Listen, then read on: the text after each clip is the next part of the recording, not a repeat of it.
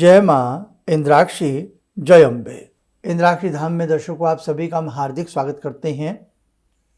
30 अक्टूबर की गोपाष्टमी है और 31 अक्टूबर की अक्षय नवमी है। अक्षय नवमी में भगवान श्री हरि का, शालिग्राम जी का, आंवले के वृक्ष का पूजन किया जाता है।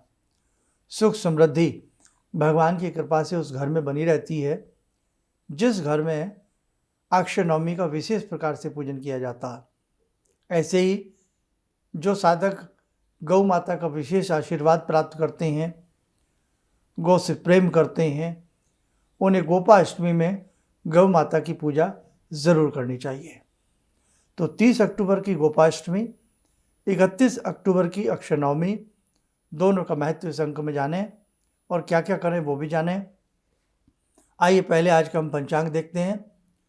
29 अक्टूबर सन 2025 दिन बुधवार, संवत 2082, आश्विन मास शुक्ल पक्ष, तिथि आज सप्तमी है, नक्षत्र उत्तराषाढ़ा, राहु काल 12 से 1:30, दिशा शूल उत्तर पूर्व दिशा।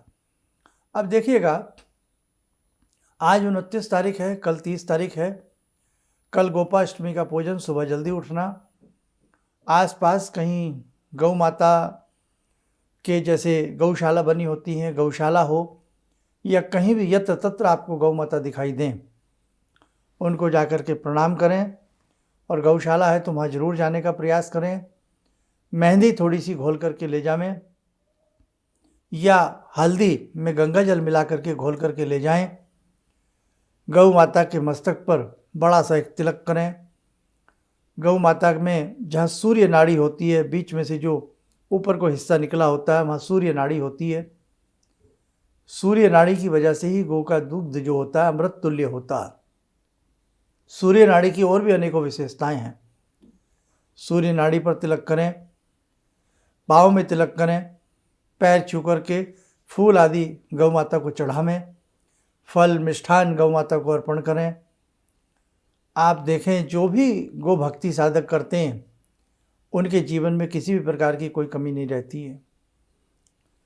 गाय से बने जितने भी पदार्थ होते हैं सभी पौष्टिकता से भरे हुए होते हैं। गोबर, नाम गोबर है लेकिन बहुत बड़ा मतलब इसमें छिपा हुआ है। गोबर, गाय का आशीर्वाद गोबर में छिपा होता है, इसलिए इसका नाम गोबर होता है। आशीर्वाद के अनेकों तत्व हैं, अनेकों रूप हैं, इसलिए ध्यान रखें। समस्त देवी देवता गौ माता में निवास करते हैं, कामधेनु कहलाती हैं। जिसने घर में गाय हैं, जिनके घर में आसपास हैं, तो कल का एक बहुत ही पुनीत पवित्र दिन है, तो गोपाष्टमी के इस विशेष पूजन से आप लोग वंचित ना रहें। इसीलिए हमारे घरों में आज भी ऐसा बहुत घरों में परंपराएं हैं, लेकिन प्राचीन समय में तो ये अनिवार्य से था। पहली 2 रोटी गाय की निकाली जाती थी, बाद की 2 रोटी श्वान कुत्ते के लिए निकाली जाती थी। इसलिए ध्यान रखें, जिस घर में आज भी पहली 2 रोटी गायों के लिए निकलती हैं, श्वान कुत्ते के लिए निकलती हैं बाद की, उस घर में राहु केतु का हमला नहीं होता। और जिस घर में गाय के लिए रोटी निकलती है, उस घर से 9 के 9 ग्रह प्रसन्न बने रहते हैं। समस्त देवी देवताओं का वास गाय में माना जाता है। देवी देवताओं का उस घर में शुभ आशीष प्राप्त होता है।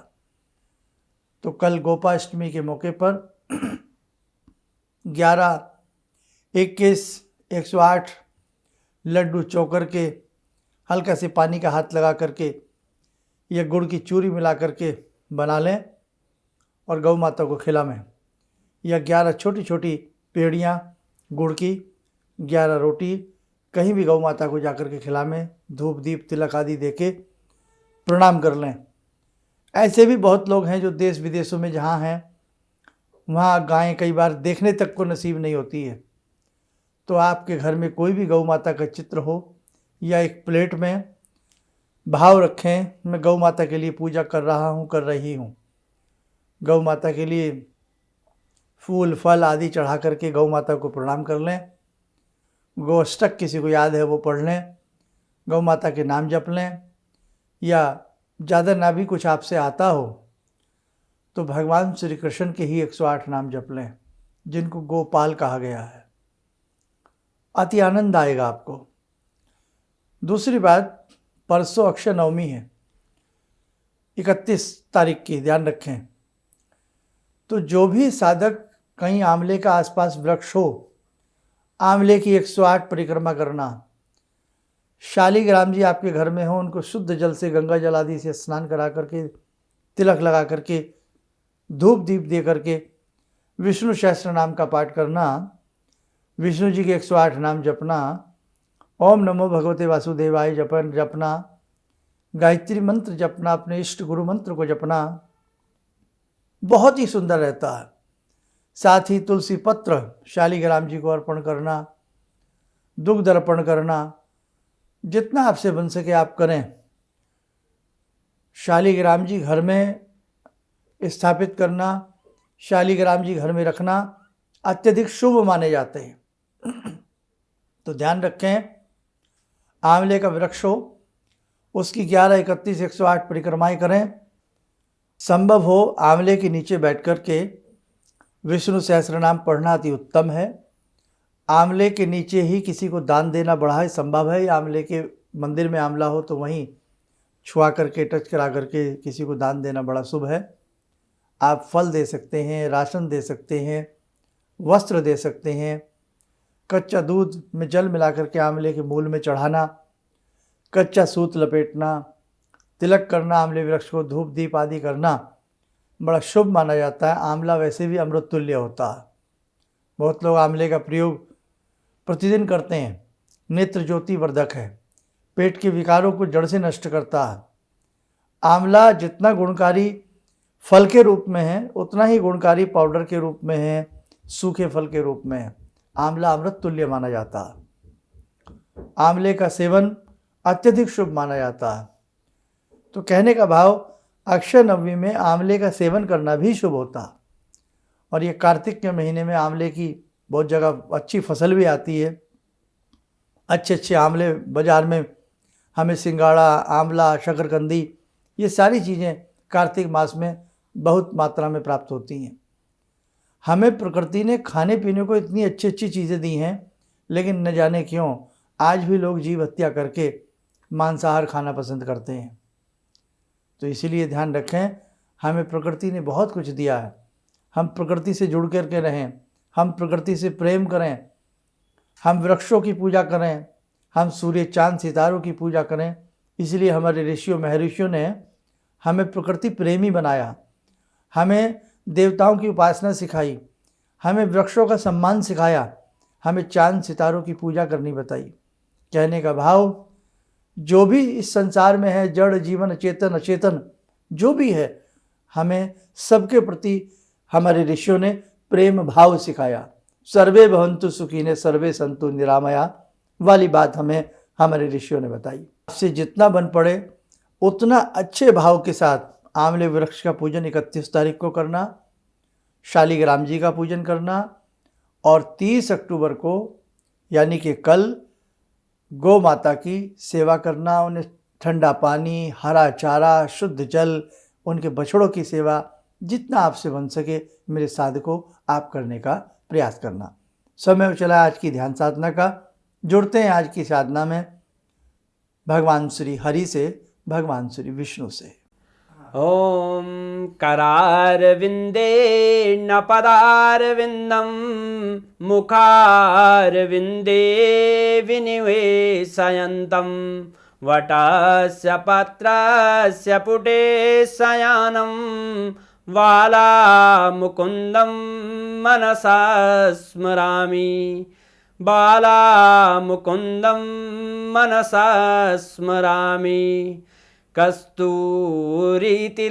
ललाटपटले वक्षस्थले कौस्तुभं नासाग्रे वरमुक्तिकं करतले वेणुकरे कङ्कणं सर्वाङ्गे हरिचन्दनं सुललितं कंठे च मुक्तावले गोपास्ति परिवेष्टितो विजयते गोपालचूडामणि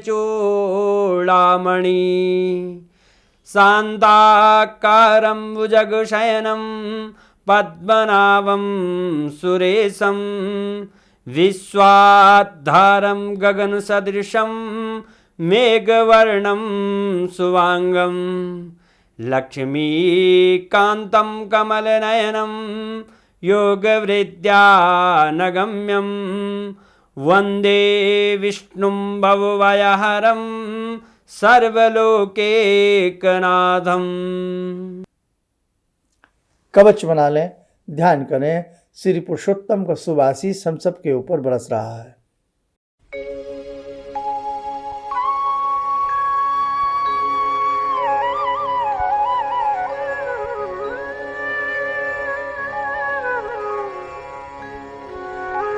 ओम बोलते हुए नेत्र खोलें, सामान्य हो जाए। देखो, ऐसे जितने भी पर्व आते हैं, ऐसे जितने भी व्रत आते हैं, ऐसे जितने भी तीज आते हैं, तो हमें ऐसी प्रतिज्ञाएं लेनी चाहिए कि हम नॉनवेज नहीं खाएंगे, हम पक्षियों की सेवा करेंगे, हम पशुओं से अत्यंत प्रेम करेंगे, हम अपनी गौ माता से प्रेम करेंगे और पशुओं के प्रति श्वान हुआ, कुत्ता हुआ, कोई भी हुआ ऐसा पशु, हम उनसे बहुत प्रेम रखेंगे और हम शाकाहारी भोजन लेंगे। हम जीवन में शाकाहार के ऊपर निर्भर रहेंगे। इस प्रकार की चीज़ें यदि आप जीवन में करते हैं, आपकी साधना में 4 चांद लगेंगे, आपकी साधना दुगनी रफ्तार से कार्य करेगी।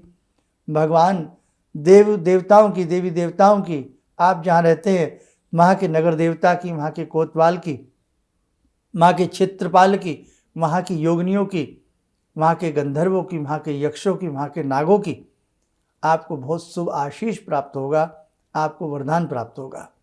आप एक बार इस अच्छी राह पर चल के देखें, आपके जीवन में सब कुछ आपको प्राप्त होने लगेगा। कठिनाइयाँ तो सबके मार्ग में आती हैं। भगवान राम अवतीर्ण हुए, कठिनाइयों का सामना किया, युद्ध लड़े। भगवती ने भी इस धरा पर रणांगन में भाग लिया। कहने का भाव, ये सुख और ये दुख सबके ऊपर आता है, लेकिन जो अच्छे रास्ते पर चलता है, शुद्ध तरीके से जीवन को जीता है, वास्तव में वो कुंदन बन जाता है। चलिए, गोपाष्टमी की, अक्षय नवमी की, इंद्राक्षी धाम की तरफ से आप सभी को बहुत बहुत शुभकामनाएं। आप सभी स्वस्थ रहें, सुखी रहें। इन्हीं शुभकामनाओं के साथ हम अपनी वाणी को विराम देते हैं। जय जय अम्बे। जी, मेरा नाम रवि कुमार सिंह है। मैं छत्तीसगढ़ रायपुर से हूँ। मैं गुरु दीक्षा भी लिया हूँ। इनके बताए मार्ग पर चलने की प्रयास तो पहले से भी कर रहा हूँ और आगे भी करता रहूँगा। और मेरा लोगों से यही कहना है कि इनके बताए मार्ग पर चलें। ऐसा इसलिए कि सच के मार्ग पर चलने वाले बहुत कम लोग मिलते हैं। ये सिर्फ कहते हैं भगवान से जुड़ो और साधना करो, और भगवान से बड़ी शक्ति तो कोई नहीं। गुरु के बाद भगवान, गुरु, माता पिता और भगवान, ये 3 चीज़ को अगर हम लोग अपना लें अपने जीवन में, तो फिर नहीं लगता है कि हमें किसी की ज़रूरत पड़े। हमारे लिए तो बस अब जो भी हैं सो गुरु जी ही हैं। किसी भी समस्या के समाधान के लिए मिले प्रसिद्ध हस्तरेखा एवं वास्तु विशेषज्ञ प्रोफेसर धर्मेंद्र शर्मा जी से। नोट: शिविर में भाग लेने हेतु एवं व्यक्तिगत रूप से मिलने के लिए कॉल करने का समय सुबह 10 बजे से शाम 6 बजे तक। हमारे विभिन्न ज्ञानवर्धक कार्यक्रम देखने के लिए आप हमें अभी सब्सक्राइब करें, बेल आइकन को प्रेस करें ताकि आप देख सकें हमारा कार्यक्रम सबसे पहले।